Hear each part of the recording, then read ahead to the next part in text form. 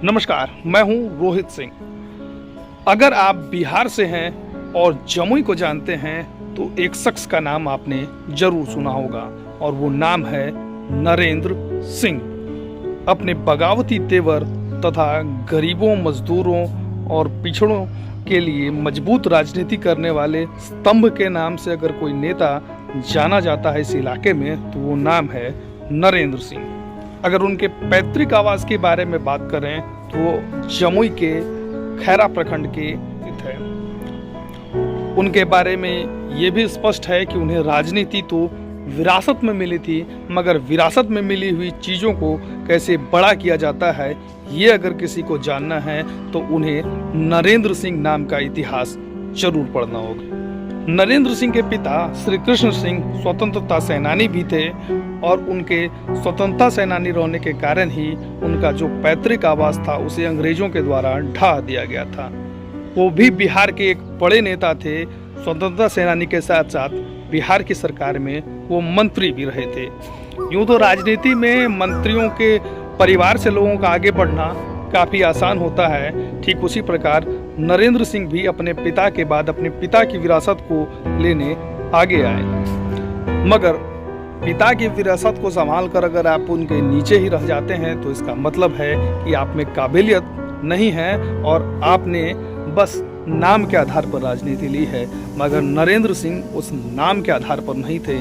नरेंद्र सिंह ने राजनीति में अपना कद इतना ऊंचा किया कि आज नरेंद्र सिंह को पूरा बिहार नरेंद्र सिंह के नाम से जानता है, क्योंकि नरेंद्र सिंह ने राजनीति के हर उस मुकाम को प्राप्त किया जो एक नेता पाना चाहता है। नरेंद्र सिंह की राजनीति के बारे में बात करें तो बिहार के 3 दिग्गज रामविलास पासवान, लालू प्रसाद यादव और नीतीश कुमार, तीनों के साथ उनके संबंध अच्छे रहे और तीनों के साथ उन्होंने काम भी किया।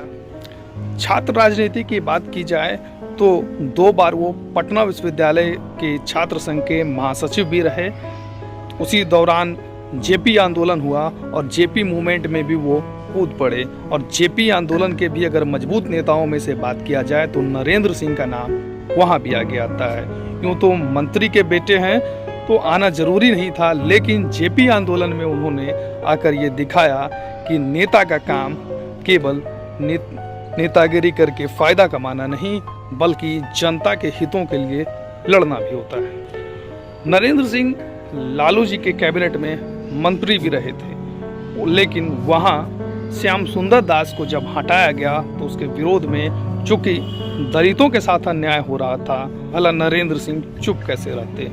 उन्होंने उसका विरोध किया और मंत्रिमंडल से इस्तीफा दे दिया। ये वो दौर था जब राजनीति में नेता मंत्री बनने के लिए व्याकुल रहते थे, मगर नरेंद्र सिंह के बगावती तेवर जिसके लिए उन्हें जाना जाता है और आज भी याद किया जाता है वो यही था कि हमें जनता के लिए लड़ना है, गरीबों के लिए लड़ना है, मजलूमों के लिए लड़ना है। पद की लड़ाई उनकी बिल्कुल नहीं थी। नरेंद्र सिंह के बारे में ये भी जानकारी है कि जमुई जिले का निर्माण उन्होंने ही कराया था और जमुई जिले का स्थापना दिवस आज भी उनके पिता के जन्म दिवस के दिन मनाया जाता है। यूं तो नरेंद्र सिंह कई बार विधायक रहे, एमएलसी रहे, मगर सन 2000 के विधानसभा चुनावों में उन्होंने 2 सीट से एक बार ही जीत हासिल की, जो है चकाई और जमुई। चकाई में जहां उन्होंने निर्दलीय 50,000 से अधिक के मार्जिन से जीत हासिल की, वहीं उसी चुनाव में उन्होंने जमुई से भी चुनाव जीता था। नरेंद्र सिंह के बगावती तेवर 2005 में भी नजर आए थे, जब वो लोजपा, लोक जनशक्ति पार्टी, जो तत्कालीन रामविलास पासवान की पार्टी थी, आज वो पार्टी अस्तित्व विहीन है, उस पार्टी के वो प्रदेश अध्यक्ष थे।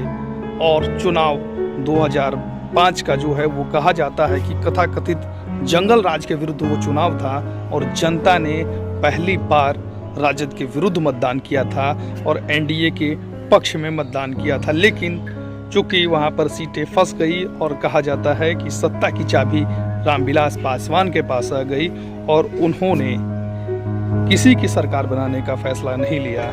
इससे लोगों में कहीं ना कहीं ये भय बैठ गया कि बड़ी मुश्किल से इस जंगल राज दूर हुआ है, कहीं अगली चुनाव में ये फिर ना आ जाए।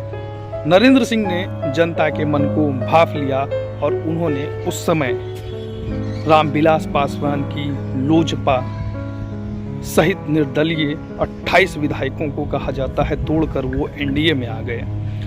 उस समय नरेंद्र सिंह को मुख्यमंत्री के पद का भी ऑफर मिला था, मगर उन्होंने जनता की मन को भांपा। उन्होंने ये जान लिया कि जनता ने नीतीश कुमार को जंगल राज के खात्मे के लिए चुना है, तो नीतीश कुमार को ही मुख्यमंत्री बनना चाहिए, और उन्होंने इस बात को लेकर मुख्यमंत्री नहीं बनने का फैसला लिया और नीतीश कुमार को मुख्यमंत्री बनाने का फैसला लिया।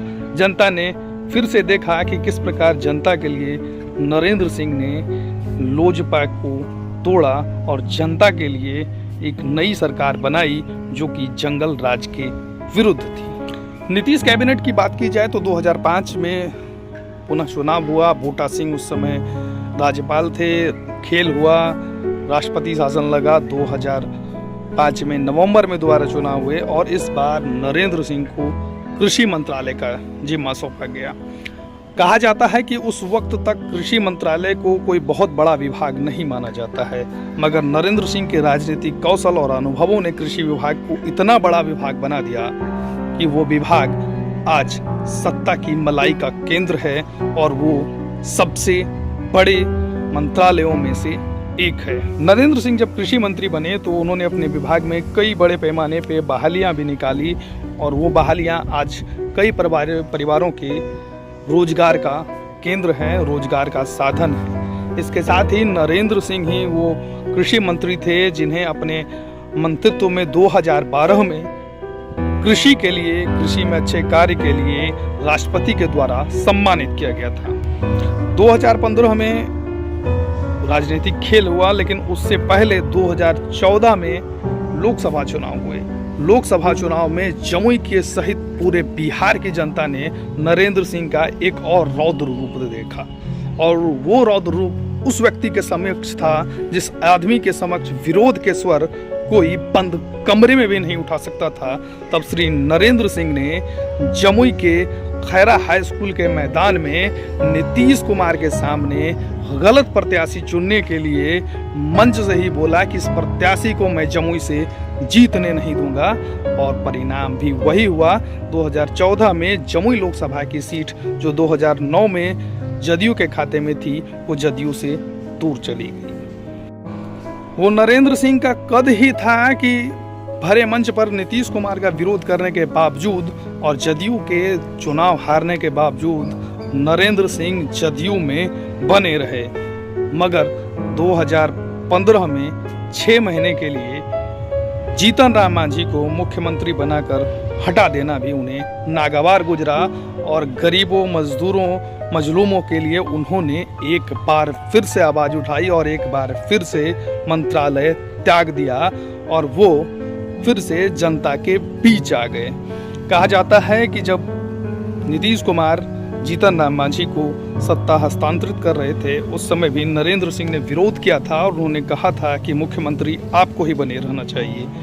चुनाव है, हार जीत होते रहते हैं, मगर यूं बीच में जनता के दिए हुए मत का यूं अनादर मत कीजिए और आप ही मुख्यमंत्री बने रहिए। मगर नीतीश कुमार के क्या ही कहने, उनका फैसला अजूबा होता है, अनूठा होता है। उन्होंने जीतन राम मांझी को मुख्यमंत्री बना दिया।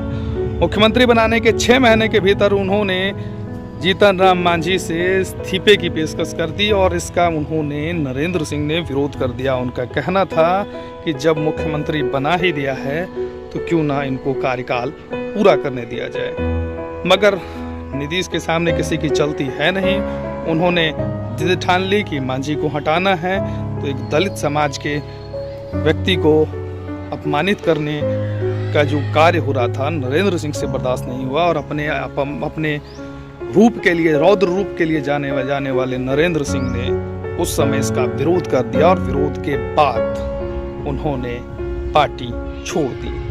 पार्टी छोड़ने के बाद जीतन राम मांझी के साथ उन्होंने हम का निर्माण किया। फिर कहा जाता है वो सक्रिय राजनीति से दूर हो गए और अपने बेटों के नाम राजनीति कर दी। उनके 2 बेटों में से एक सुमित कुमार सिंह आज बिहार सरकार में मंत्री हैं, अपने परिवार की तीसरी पीढ़ी हैं। मगर नरेंद्र सिंह ने राजनीति से तो अपने आप को किनारा कर लिया, मगर किसानों, मजदूरों, छात्रों की लड़ाई में वो लगातार बने रहे। किसान आंदोलन में भी वो बिहार से अग्रणी नेताओं में माने जाते हैं। यही कारण था कि उनके निधन पर जो किसान आंदोलन के बड़े नेता थे राकेश टिकैत, वो भी जमुई आए थे।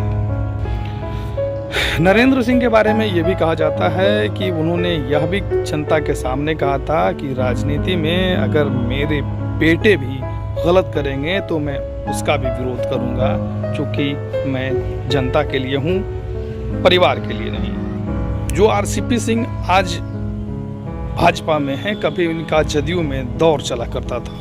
वो दौर था जब इनकी बेटी लिपि सिंह एसपी थी और उन्होंने पहले अनंत सिंह पर कार्रवाई की और एक मुकदमा नरेंद्र सिंह के ऊपर भी हो गया था। तो नरेंद्र सिंह वो शख्सियत थे जिन्होंने हुंकार मारकर जमुई में सभा की और कहा कि अगर मैं गलत हूँ, किसी में हिम्मत है तो मुझे पकड़ कर दिखाए। नरेंद्र सिंह की वो बगावती तेवर, वो निडरपन उस समय भी जमुई के लोगों ने देखा था, जब वारंट के बावजूद उन्होंने जमुई में सभा की थी और कोई उन्हें टच करने तक नहीं आया। ये नरेंद्र सिंह का कद ही तो था। नरेंद्र सिंह का कद इतना था कि वो मुख्यमंत्री तक बनने के दावेदार थे, मगर उनके बगावती तेवरों ने कहीं ना कहीं इसमें बाधा उत्पन्न की। नरेंद्र सिंह का स्वास्थ्य जब बिगड़ गया था तो कहा जाता है कि लोगों को पता चल चुका था, उनके परिवार को पता चल चुका था कि वो बहुत अधिक दिन के मेहमान नहीं हैं, मगर नरेंद्र सिंह को ये बातें पता नहीं थी और उनकी अंतिम इच्छा थी कि वो एक बार फिर से स्वस्थ होकर जमुई लौटें और जमुई के किसानों, छात्रों, मजदूरों से बात करें। उनकी एक इच्छा थी कि जमुई में एक छात्रों का आंदोलन हो, क्योंकि सरकार जो है छात्रों के ऊपर दमनकारी नीतियां ला रही हैं, रोजगार नहीं आ रहे हैं। मगर अंतिम समय में उनकी एक जो इच्छा थी, अफसोस वो पूरी नहीं हो सकी। वो स्वस्थ होकर जमुई नहीं लौट पाए और 4 जुलाई 2022 को उनका निधन हो गया। नरेंद्र सिंह एक ऐसी शख्सियत थे जिनसे अधिकारी भी डरा करते थे। आज तो शायद ही कोई ऐसा नेता है जिससे कि अधिकारी डरा करते हैं, क्योंकि वो जनता का दमन करते हैं और नेता उसमें साथ देते हैं। मगर नरेंद्र सिंह वो शख्सियत थे जो जनता के लिए लड़ते थे, इसलिए अधिकारी भी उनसे डरा करते थे। नमन है उस महापुरुष को। उनकी पहली पुण्यतिथि पर ये नरेंद्र सिंह की एक छोटी सी जीवनी थी जो मैंने आपके सामने प्रस्तुत किया। एक महान समाजवादी नेता, जेपी सेनानी, जमुई और चकाई से विधायक, पूर्व विधायक, एमएलसी, पूर्व मंत्री, न जाने क्या क्या, और जमुई के लिए तो बहुत कुछ। उनके जाने से जमुई ने वो हीरा खोया है जो जमुई की जनता ही जानती है। तो अंतिम में नरेंद्र सिंह के लिए मेरी ओर से इस पहली पुण्यतिथि पे विनम्र श्रद्धांजलि।